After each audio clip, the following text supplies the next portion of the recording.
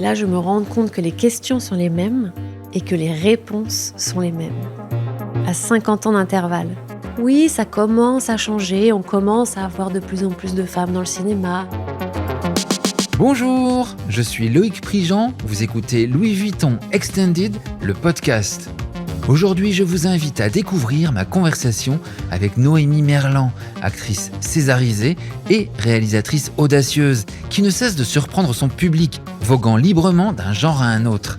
Je me suis particulièrement intéressé à la force de son regard et à la liberté qui caractérise chacune de ses apparitions, devant ou derrière la caméra. Nous avons évoqué son processus créatif et le message de sororité qu'elle porte à travers ses engagements et ses œuvres. Nous avons également échangé sur sa vision de la mode. Bonne écoute! Bonjour Noémie Merlan. Bonjour. Je suis trop content. Moi aussi. Dans Femme au balcon, votre second long métrage qui est sorti fin 2024, et dans Mi Yubita, mon amour, votre premier long métrage en 2021, vous êtes devant et derrière la caméra. Et donc je voulais savoir en quoi le fait d'être actrice influence la façon dont vous pouvez avoir de diriger d'autres actrices. Alors, forcément, quand on est actrice ou acteur, on cumule pas mal d'expériences dans des films avec des visions de réalisateurs différents, ce qui, moi, m'a énormément nourrie. Enfin, j'ai été imprégnée par plein de visions et de manières de travailler très différentes. Après, j'ai essayé de m'inspirer des manières de travailler que j'aimais en tant qu'actrice, celles qui me nourrissaient le plus et qui me permettaient d'aller le plus loin possible, d'offrir le plus de choses. Et j'ai remarqué que c'est quand un réalisateur ou une réalisatrice est bienveillante, que son souci avant tout est de créer un environnement bienveillant sur le plateau pour que tous les postes, tout le monde se sente en confiance. Et j'aimerais que plus j'étais en confiance, plus j'allais loin, plus je pouvais offrir des choses, plus je pouvais me mettre dans des états où, plutôt que de me tyranniser, par exemple, ou de m'engueuler pour aller tirer des larmes ou de la colère, il suffisait juste de me dire, ça serait bien dans cette scène si on allait vers la colère. Et en fait, je me rendais compte que je pouvais me faire confiance et par moi-même décider d'aller vers la colère, vers la rage, vers l'étonnement, vers la surprise, vers les larmes. Et donc, je me suis dit, moi, dans mes films, j'ai envie de travailler de cette manière-là avec les acteurs, les actrices, mais aussi avec tous les postes. Et vu que je suis actrice, je pense que je savais qu'il fallait... pour moi, je pense, passer par cette bienveillance-là pour aller tirer le meilleur d'un acteur et le mettre en confiance et pas le malmener pour arriver à des choses intéressantes, voire surprenantes. Et puis, je me suis mis dans le film, moi, en tant qu'actrice, parce que, pour le premier, c'était une question de logistique et au-delà du fait que je m'inspire à chaque fois de mes histoires, pour ces deux films, je m'inspire de choses réelles et je les transforme complètement. Je fais des fictions, au final, mais la source d'inspiration, étant donné que c'est moi et souvent mes amis, donc des gens qui sont réellement autour de moi et qui jouent dans les films aussi, tout le monde a un peu son rôle, un peu fictionné, un peu caricaturé, un peu machin, mais donc j'ai du mal à imaginer quelqu'un d'autre. Ça me permet, par exemple, dans mon film Les Femmes au balcon, de me demander, moi, il y a des scènes qui sont un peu osées, qui sont un peu compliquées, et de me les demander à moi-même, c'est plus facile parce que je risque pas de... Il y a des choses que j'aurais pas pu demander à une actrice, par exemple. Ah ouais, vraiment ? Ouais. Oui.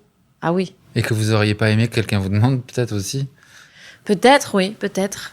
Peut-être, parce qu'en plus, vu que je sais pas dire non, du coup, j'aurais fait, mais j'aurais pas forcément aimé le faire, quoi. Non. Est-ce que vous pouvez me parler de votre première fois, toute première fois devant la caméra ? Alors, j'étais encore au cours Florent à ce moment-là. Et il y a une annonce pour un casting d'un film qui est un tout petit film, dans le sens où tout petit budget. Et c'est un film réalisé par Jacques Richard, qui s'appelle L'Orpheline, avec en plus un bras en moins. Et ça, c'est mon tout premier film. J'ai même pas fait de court-métrage à ce moment-là. Et je suis prise.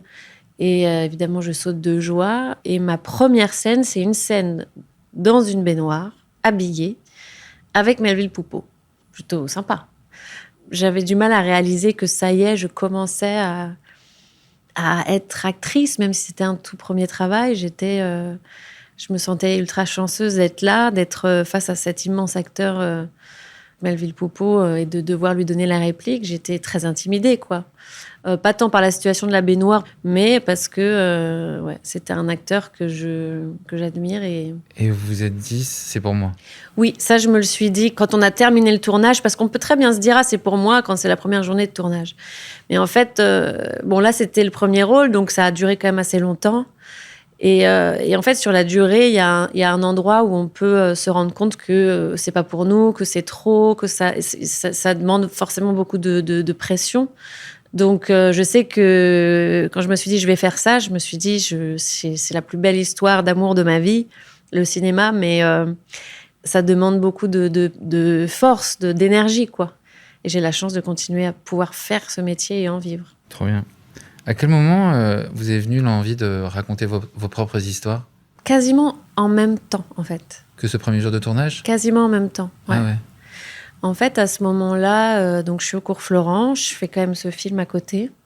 Et juste après ce film, mon père a un accident vasculaire cérébral très, très grave.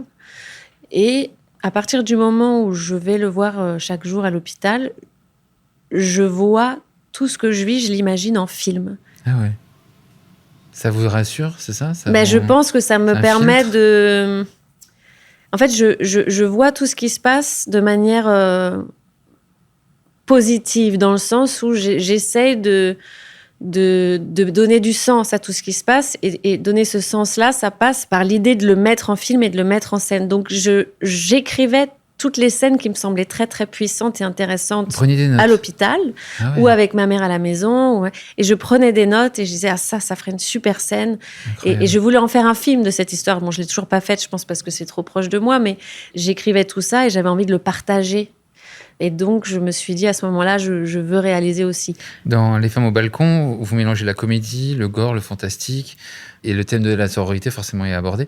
Comment est-ce que vous abordez cette sororité ? C'est important pour vous dans la vie professionnelle et dans j'allais dire la vraie vie. Oui, oui. J'aime tous les genres de films. Hein. J'aime autant un film ultra réaliste, ultra classique, ou le pur film d'horreur, ou le pur western, ou le pur... Enfin, j'ai pas de préférence, mais après, c'est vrai que je suis rentrée dans ma découverte du cinéma par les films d'horreur et les films de genre avec ma sœur. On regardait que ça, on allait au vidéoclub et on louait que des films d'horreur. Ah ouais ? Quand j'étais jeune. Âge ? Oh, très jeune, ouais. Ah ouais, waouh, respect. Moi, je peux pas. Moi, j'y voyais, je sais pas, quelque chose de cathartique. Moi, qui, au contraire, dans la vie, était quelqu'un de très poli, qui déborde pas. Il y avait un endroit avec ma sœur dans ces films d'horreur qu'on regardait, un peu libérateur. Et du coup, quand j'ai voulu réaliser mon film là, Les femmes au balcon, c'était évident, et c'est parce que ça se prête au sujet. J'ai pas spécialement envie de réaliser des films qui mélangent les genres. J'aime ça, mais aussi je pense que par rapport au thème qui est des femmes qui se libèrent de leurs agresseurs, mais qui se libèrent aussi par rapport à leurs désirs, à leur corps, à l'expression de ce qu'elles ont au fond d'elles, ça me permettait de faire un film qui mélange les genres. Parce que mélanger les genres, on s'autorise tout. Il y a un côté montagne russe, il y a un côté inattendu, il y a un côté exploration. Et ces femmes sont dans l'exploration. Et aussi dans la sororité, donc. Et la sororité, pour moi, c'est... j'ai commencé ma vie et de femme et d'artiste, entourée de femmes que j'ai rencontrées au cours Florent. Et puis le groupe s'est agrandi avec Céline Sciamma, avec des femmes que j'ai pu rencontrer au fur et à mesure dans mon métier. Mais au-delà du fait que ces femmes m'ont permis, moi, de me libérer de traumatismes que j'avais pu vivre au début quand j'étais mannequin, parce que j'ai commencé par le mannequinat. Et en fait, toutes ces femmes autour de moi m'ont aidée à accueillir cette écoute et cette parole, et ensemble, justement, avancer en tant que femme, mais aussi en tant qu'artiste, et de se dire, OK, allons explorer tout ça et le catharsiser, du coup, dans un film. Dans Les femmes au balcon, vous revendiquez aussi une certaine forme de vulgarité. Vous pouvez m'expliquer comment vous l'avez travaillé, comment vous l'avez revendiqué, comment vous l'êtes approprié ? Alors, vulgarité, parce que j'arrive jamais à trouver un mot plus pertinent que celui-ci. C'est pas évident. Alors, je regardais un peu les définitions sur Internet, parce qu'il y a de la grossièreté, parce qu'on n'est pas dans la grossièreté dans le film, mais c'est un endroit où en fait, on ne va pas dans la norme, on ne va pas dans la bienséance, dans ce qu'attend la société de nous, et donc souvent des femmes, surtout dans la représentation, mais aussi dans la vie, d'une forme de non-politesse, de débordement, de quelque chose de plus terre-à-terre, de plus animal, de pas correct, quoi, et cette vulgarité, donc, qui est beaucoup plus acceptée et même montrée chez les hommes. Et du coup, je trouvais ça intéressant, parce que je voulais filmer des femmes libres.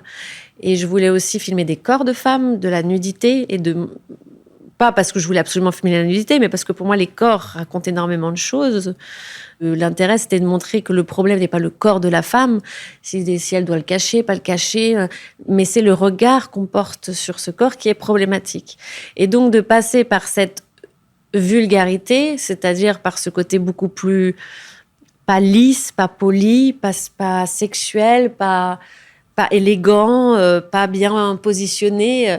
Non, là, elles sont juste en vie, en fait. Moi, l'idée, c'était de filmer des femmes vivantes.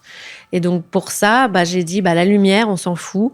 On éclaire pour donner une atmosphère qui colle avec ce qu'on a envie de dire, mais qui n'est pas là pour mettre en beauté le corps de la femme. Et donc, je me suis dit, voilà, il faut aussi que dans les positions, dans la manière de se tenir, qu'on ait quelque chose de pas lisse, de pas poli, de pas forcément élégant. Cru ? C'est même pas... Oui, cru, en tout cas de vrai, quoi, de vrai. Je pense pas en plus que ça aille contre l'élégance, parce que j'aime beaucoup l'élégance, mais je pense que tant qu'une femme n'est pas connectée réellement à elle-même et à son corps, et c'est très difficile avec la société dans laquelle on le vit, surtout pour les femmes par rapport à ça, c'est difficile de trouver notre élégance tant qu'on n'a pas eu cette réelle connexion. Et ça, la société ou les images ne nous aident pas, les représentations ne nous aident pas à faire ce chemin-là. Et j'ai l'impression que ce chemin que vous faites au cinéma est assez nouveau, en plus, assez inédit. On ne nous l'a pas beaucoup proposé. Je sais pas, mais oui, je pense qu'on n'en a pas beaucoup. On en a, mais on n'en a pas beaucoup. Mais ça commence à changer. Ouais. Et justement, il y a 50 ans, Chantal Akerman, Agnès Varda et Colline Serrault, 3 grandes réalisatrices, disaient à propos de la place des femmes dans le cinéma que les choses commençaient à changer.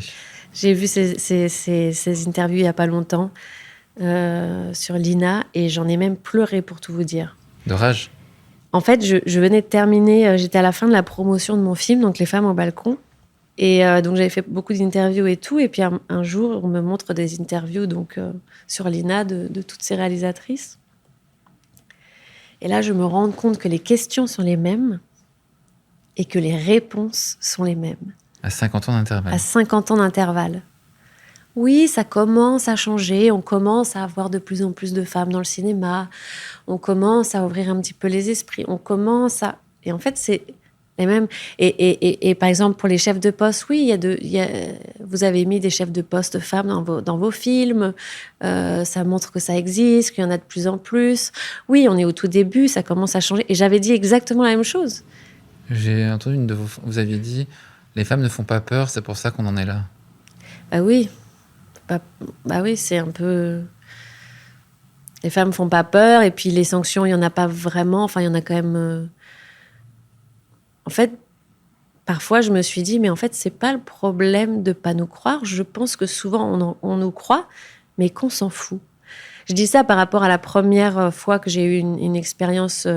traumatique quand j'étais mannequin justement avec un photographe à 17 ans, quand j'ai subi cette agression, on m'a cru tout de suite, c'est pas la question, mais on m'a dit que c'est pas un sujet, quoi, c'est pas très grave, et puis passons à autre chose, quoi. Donc pour moi, le vrai problème, il est aussi d'être concerné par ce que subissent les victimes, quoi. Dans votre film Les femmes au balcon, vous cassez l'image de la femme de papier glacé et vous avez surpris en incarnant l'Emmanuel d'Audrey Diwan, l'excellente Audrey Diwan. Face à vos choix audacieux, est-ce que vous vous souciez de la réception du public ? Bien sûr, je pourrais pas... Ah ouais oui. Faites gaffe. Ah bah oui, non, mais c'est sûr que je me protège pas en faisant ça, mais... Bah non.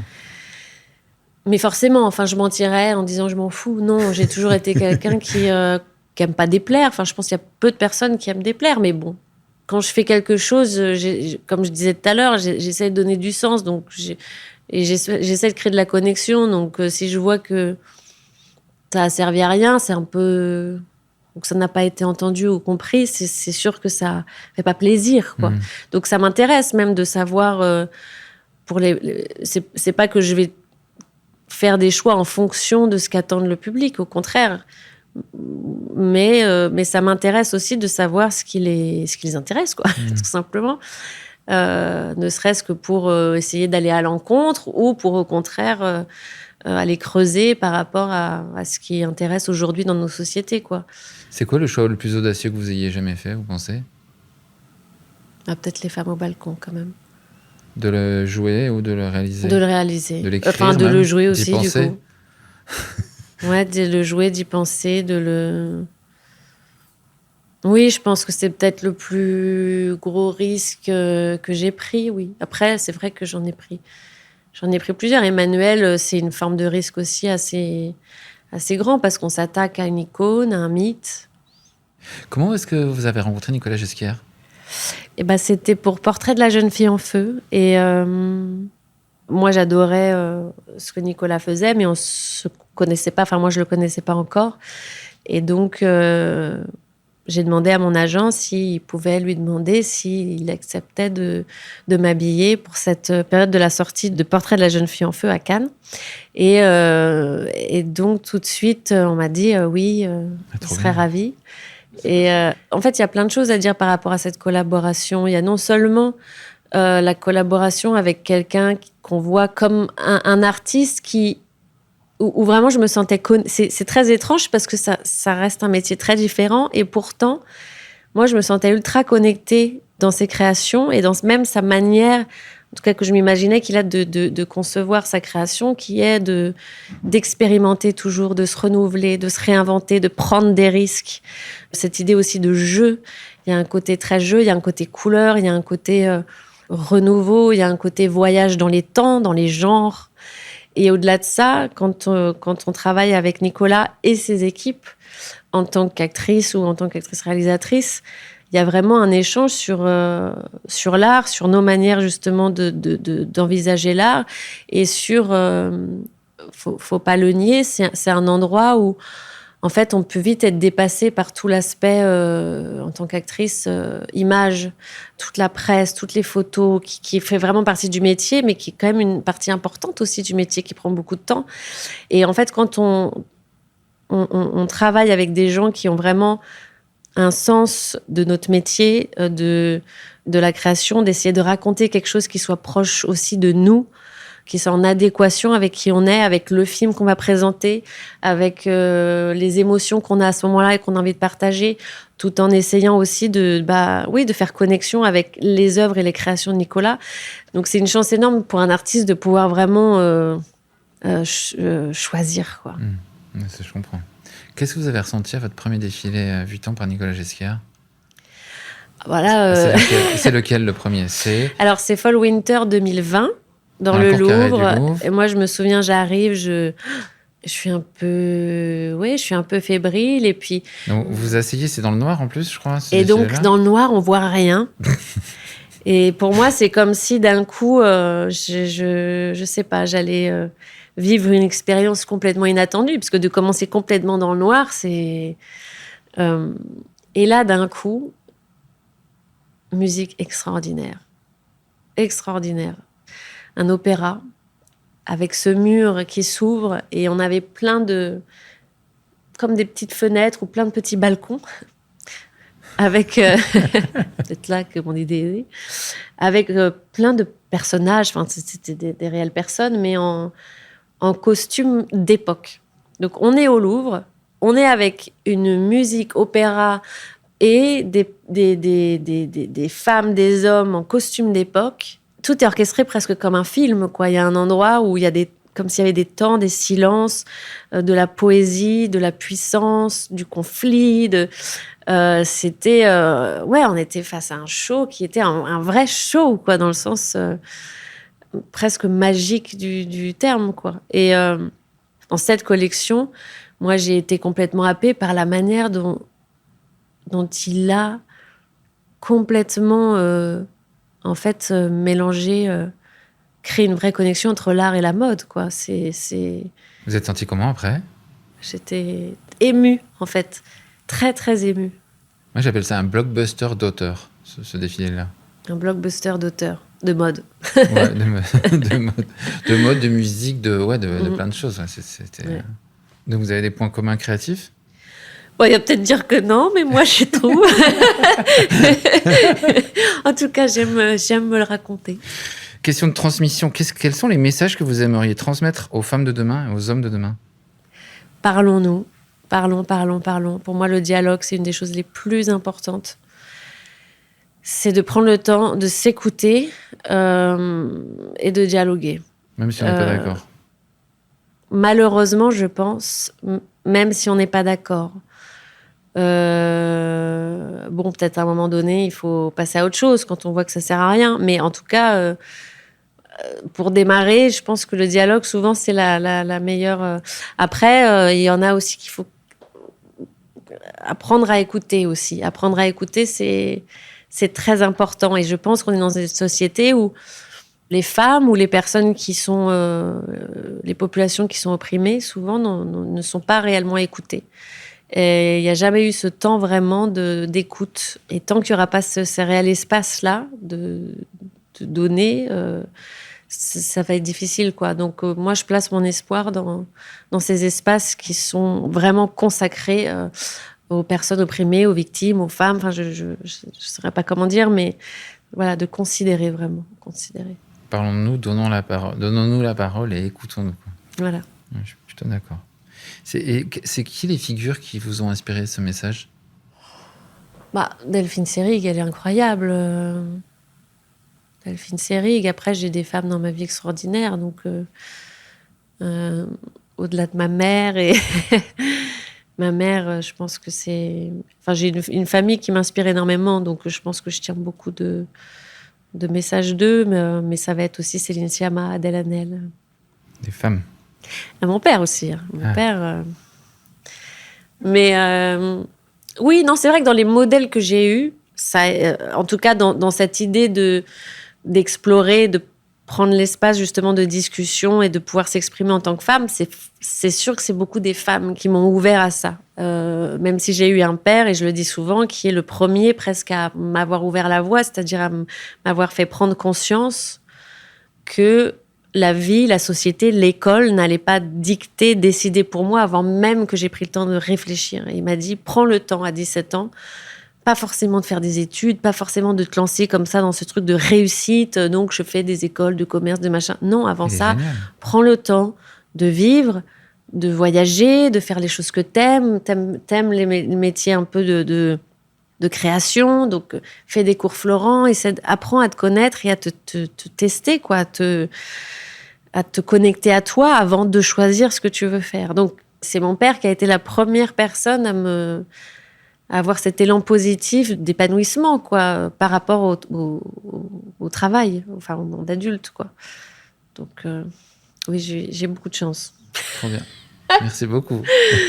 Merci à vous. Merci beaucoup, Noémie Merlan. Merci à vous. C'est là où je fais un métier vraiment incroyable quand je vais sur les défilés et que j'ai la chance de pouvoir interviewer pour demander leur réaction à toutes sortes de personnes comme des actrices comme Noémie Merlan. Et c'est vrai que c'est des rencontres qui sont fugaces où on doit demander l'énergie qu'on a ressentie pendant un défilé et tout ça. Et là, grâce à Louis Vuitton Extended Podcast, on peut se poser des questions et aller en profondeur et tout ça.